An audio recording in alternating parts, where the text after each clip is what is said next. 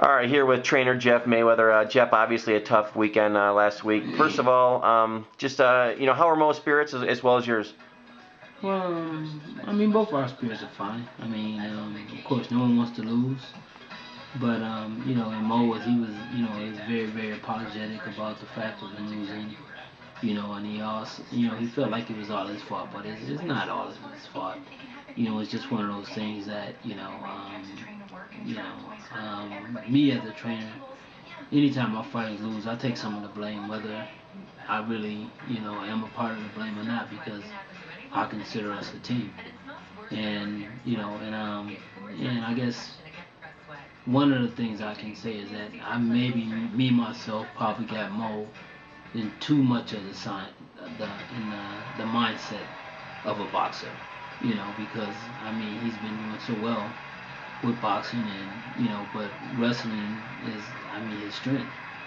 But and as of late, since he's came to me and he's boxing good, he has gotten really well, and I'm pretty sure that he is probably still the best, if not the best, one of the best boxers in MMA. But I think that he just he lost sight of the fact that he's a world class wrestler. You know, and so that in a sense could be you know the reason why things happened the way they did. But actually, honestly, he did say that you know right before the punch came that he was getting ready to take the guy down. Because he said he could sense it himself that that he wasn't as effective as he wanted to be, so he was going to take the guy down. But I mean, things happened so fast that he never got that chance. Right. Yeah, I was gonna kind of ask you about that, but you kind of covered it there. Obviously you're not a MMA strategist. That's not your thing. You're a boxing coach. But do you think that the fact that he's a really good boxer, but he's an incredible wrestler. So do you think you kind of just explained it, but that's part of the problem he had there, is that he's not focusing really on what his best thing is, and he's fell too much in love with the boxing?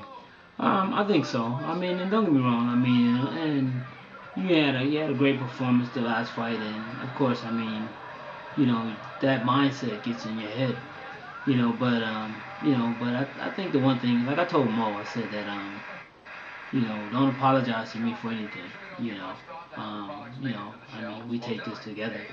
And plus, the other thing is this: is that I let him know that, I mean, he's defined by not by what happened that night, because this guy, he'll beat this guy 9 times out of 10. But at the end of the day, you're defined by how you come back, from a devastating loss like this. Yeah. Leading up to the knockout, it seemed to me like he was a little loose. His hands were down. His defense wasn't really there. Just your thoughts up to the knockout. What did you think, and were you concerned up till that point? No, I wasn't. I wasn't really concerned, because I mean, I would say about 85% to 90% of the punches and the kicks that were thrown, Mo was actually catching them, or at least catching them, or they were more like he's more like being grazed and not really being hit flush.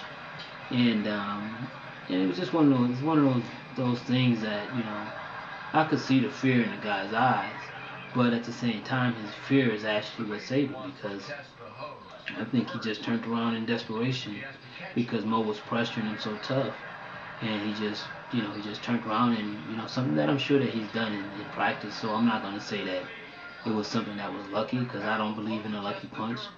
But I think that it was just something that it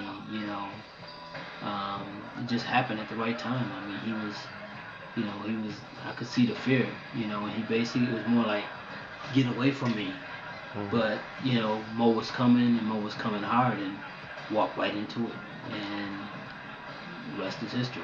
Do you think that perhaps maybe overconfidence played a part in it a little bit? Sometimes maybe is it harder to fight someone that you're expected to beat so easily, because that way you kind of think that you're not vulnerable to what happened. I think that could be a possibility. I mean, I think that can happen to anyone. And like I said, I mean, I mean, what are the chances, of something like this happening, to any fighter? But all it does is just a reminder that this can happen to anyone. And the one thing is that, in MMA it's a lot different than boxing and stuff like that, because if a guy, if you hit a guy and his back is turned, either you can't hit him or he's not finna turn around and throw a back fist. But in MMA, that's something that can happen, and it's legal. So, and so, like I said, I think Mo was more in a boxing mindset rather than an MMA mindset, where he probably would have realized that there's a possibility that something could come back. When you're in a boxing mindset, you're just, once a guy turns his back on you, you're not looking for nothing to come back. So, I mean, I think that probably is what happened more than anything. For those of us that are not professional fighters, it didn't necessarily look like the shot was huge, but obviously it had a huge impact. Explain how, just getting hit in the exact right spot can do that to you.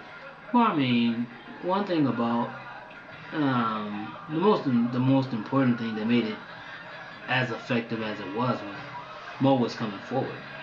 And when you have something coming forward and something, and something stops that force from coming, it's like a head-on collision. Something got to give, and in this case, it was Mo. The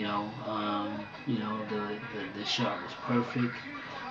Hit him, right on the chin, and there was nothing he can do about it. I mean, nothing at all. I mean, nothing. No one could. No, I mean, no one seen it coming. No one could perceive it, but it happened. And like I said, this is part of the sport.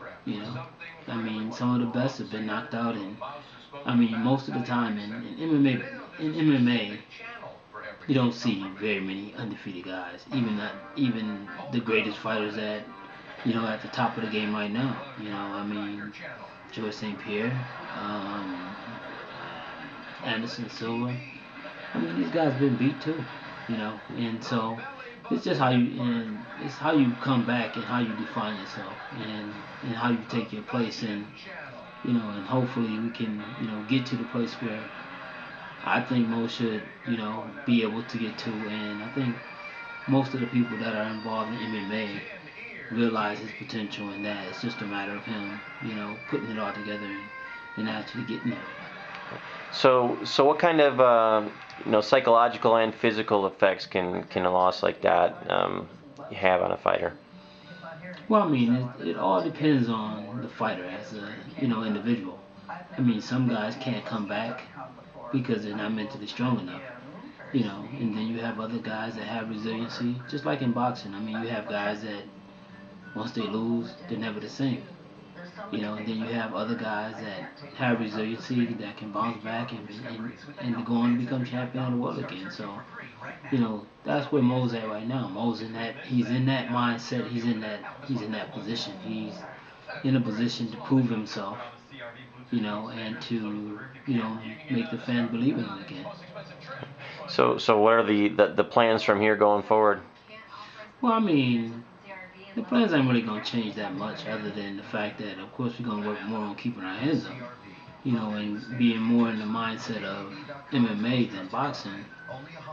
So we talked to him a little bit, after the fight, and basically I told him, I said, I don't want you to get caught up in the mindset of boxing.